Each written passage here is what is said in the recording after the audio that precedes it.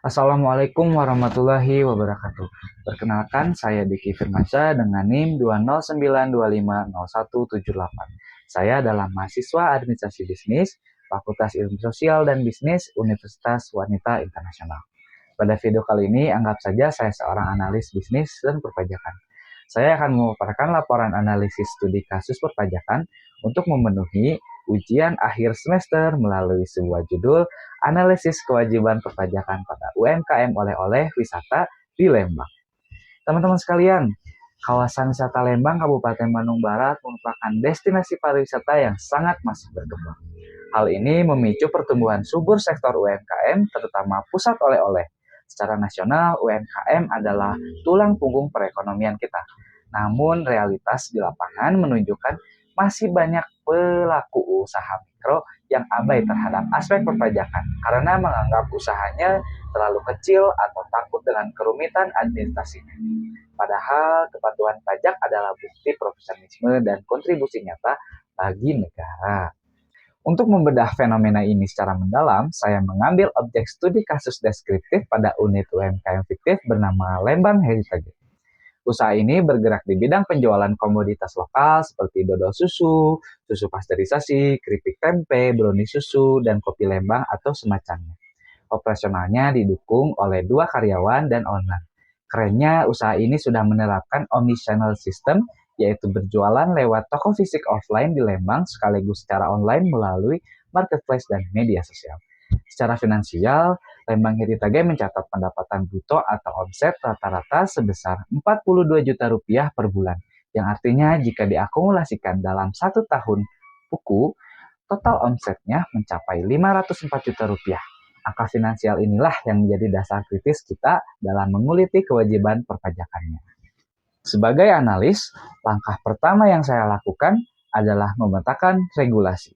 Meskipun skalanya masih UMKM orang pribadi, berdasarkan hukum positif di Indonesia, Lembang Heritage memiliki 2 lapis kewajiban perpajakan, yaitu pajak pusat di bawah Direktorat Jenderal Pajak dan pajak daerah di bawah pemerintahan Kabupaten Bandung Barat.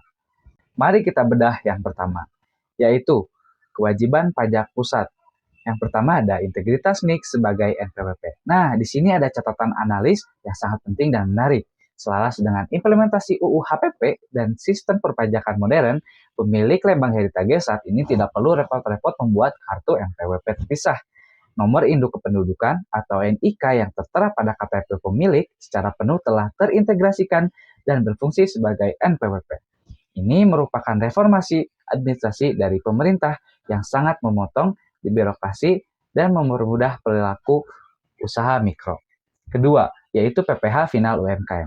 Sesuai peraturan pemerintah nomor 55 tahun 2022, usaha dengan omset di bawah 4,8 miliar setahun berhak memanfaatkan tarif PPh final 0,5%.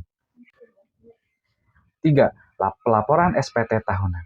Pemilik wajib melaporkan SPT tahunan wajib pajak orang pribadi secara jujur, jelas, dan lengkap paling lambat tanggal 31 Maret setiap tahunnya.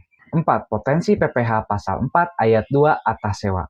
Mengingat Lembang Heritage beroperasi lewat toko fisik, jika tempat usaha tersebut berstatus sewa dari pihak ketiga, maka muncul kewajiban pemotongan pajak sewa tanah dan bangunan sebesar 10%. Selanjutnya adalah kewajiban pajak daerah. Yang pertama ada pajak reklame. Lembang Heritage memasang media visual luar ruangan berupa neon box komersial di jalur protokol pariwisata Lembang untuk menarik wisatawan, sehingga wajib membayar pajak reklame ke Bapenda setempat. Kedua, PBB P2, pajak bumi dan bangunan perdesaan dan perkotaan atas pemanfaatan tanah dan bangunan toko fisik tersebut. Jadi bisa kita lihat di sini bahwa aspek perpajakan sebuah UMKM ternyata cukup komprehensif dan saling terintegrasi. Sekarang mari kita masuk ke bagian yang paling menarik, yaitu simulasi perhitungan nominal pajak.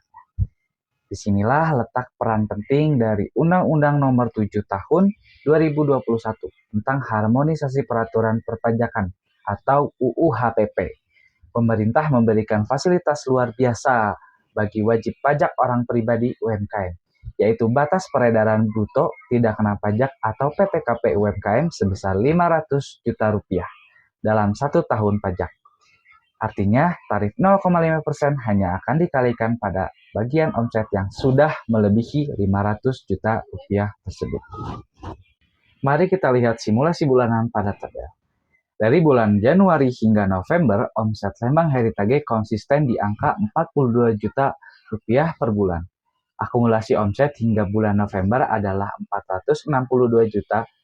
Karena angka ini masih di bawah 500 juta rupiah, maka status pajaknya adalah nihil alias 0 rupiah. Pelaku pajak tidak perlu membayar PPh final sepeser pun di bulan-bulan ini.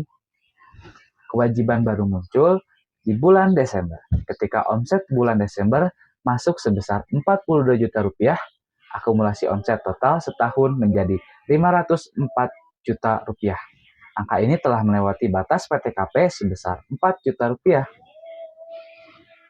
Maka, formula matematikanya adalah PPh final terutang sama dengan 0,5% dikali total omset setahun dikurangi batas PTKP. Karena omsetnya 504 juta rupiah, maka dikurangi batas PTKP 500 juta rupiah.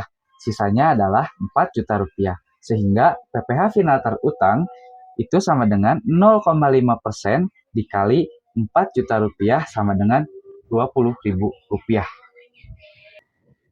Bayangkan teman-teman, dengan omset bisnis setengah miliar rupiah dalam setahun, PPh final yang wajib disetorkan ke negara hanya 20.000 rupiah untuk 1 tahun penuh. Ini bahkan lebih murah dari hanya secangkir kopi atau sebotol susu pasteurisasi di Lembang. Namun, sebagai analis, saya juga mengalkulasi beban pajak lainnya agar transparan. Yang pertama, PPh Pasal 4 Ayat 2. Dengan asumsi nilai sewa ruko Lembang Heritage adalah 50 juta rupiah per tahun. Maka pajak pemotongan sewa finalnya adalah 10% dikali 50 juta rupiah. Sama dengan 5 juta rupiah. 2. Pajak reklame. Mengacu pada Perda KBB, pemasangan neon box ukuran 2x1 meter di Jalan Protokol Utama Wisata Lembang dengan estimasi NJOPR Dinas 4 juta rupiah, maka pajaknya bertarif 25%, yaitu 1 juta rupiah per tahun. 3. PBB P2. Dengan asumsi NJOP kena pajak ruko senilai 400 juta rupiah, dikali tarif minimal 0,1%, diperoleh beban tahunan sebesar 400.000 rupiah. Jika dijumlahkan secara total, akumulasi seluruh beban perpajakan Lembang Heritage dalam 1 tahun adalah 6.420.000 rupiah. Komponen terbesar sejatinya bukan dari omset dagang mereka, melainkan dari aspek sewa tempat usaha dan pajak daerah. Lantas, apa dampaknya jika Lembang Heritage mengabaikan kewajiban yang sudah diatur sangat ringan ini? Sebagai analisis bisnis, saya memetakan 4 risiko fatal akibat ketidakpatuhan. Yang